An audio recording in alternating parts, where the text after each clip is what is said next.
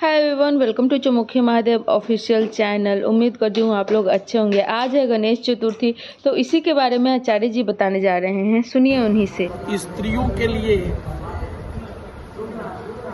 सौभाग्य और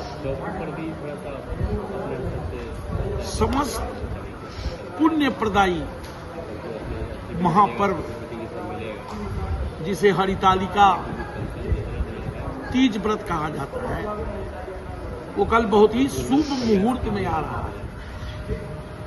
तो इस व्रत की उपासना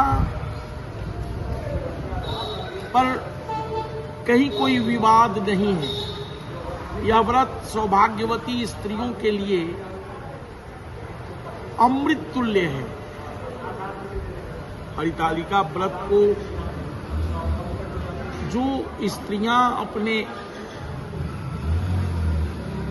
भाव, श्रद्धा, भक्ति और शिव के प्रति अपनी निष्ठापूर्ण भक्ति को अपने हृदय में संजोकर और पार्वती की भांति शंकर का ध्यान करती है, पूजा करती है, सांगोपांग विधिवत पूजो परांग उपवास रहती है और फिर सुबह में पारना करती है।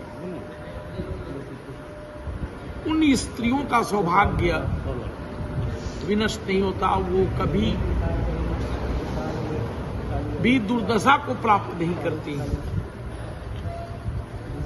और ये कुमारियों के लिए भी यह व्रत है। कुमारियों को भी इस व्रत को करना चाहिए, जिससे उनके दाम्पत्य सुख में समृद्धि हो, उनको सुंदर वर मिले, उनका जीवन मंगलमय हो।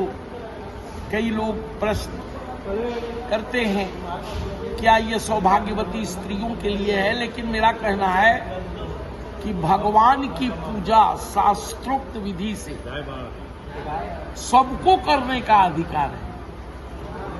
ऐसा नहीं है वो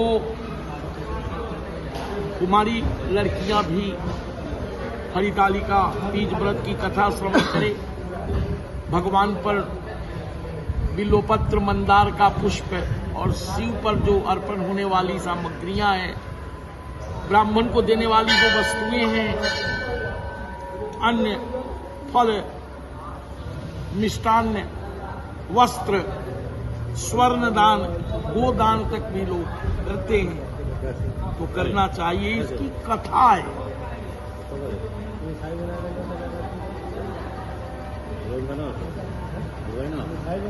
भगवती पार्वती का विवाह विष्णु से पक्का हो गया था, लेकिन पार्वती निश्चल भक्ति में अपने हृदय में पहले से ही भगवान शिव को संजोए हुई थी। वो बहुत बेचैन हो गई जब नारद जी का संवाद आया। नारद जी ने इस संबंध को पक्का कर दिया, तो ये संवाद सुनकर वो अपने सखियों के पास गई, मां पार्वती, और उन्होंने कहा कि भाई हमारे पिताजी ने विष्णु भगवान के साथ मेरा विवाह कर दिया है, पक्का कर दिया है, इसलिए मैं क्या करूं। कुछ सखियों ने कहा इसमें चिंता का विषय नहीं है, मेरे साथ चलो, और वो सखियां उनको हर कर ले गई। इसीलिए हरितालिका इस व्रत का नाम है। और घने जंगलों में जाकर, पहाड़ की कंदराओं में छिपकर बहुत दिनों तक इनकी उपासना करती रही। एक समय आया, बालुकामयी प्रतिमा बनाकर इसी भाद्रपद शुक्ल पक्ष की तृतीया को हस्त नक्षत्र युक्त भगवान शिव की उपासना करके और अपनी तपस्या पर बैठ गई। रात भर उपवास नहीं, फिर भगवान शिव का आसन जगमगा गया और आसन जगमगाने के बाद उनको आना पड़ा, वरदान देना पड़ा। ठीक है, पूछे भगवान शिव ने तुम्हें क्या चाहिए? तो मैं एक मात्र आपको ही अपना जीवन की बागडोर देने का संकल्प से आपका अनुष्ठान कर रही थी। इस पर भगवान शिव ने तथास्तु कह दिया। इधर उसके पिता भी हिमवान खोजते खोजते व्याकुल हो गए थे, इसलिए वहां पहुंच गए जहां पर भगवती इस महाव्रत का दूसरा दिन व्यतीत कर रही थी। पारना का भी समय हो गया था। बालूका में शिव की प्रतिमा बनाकर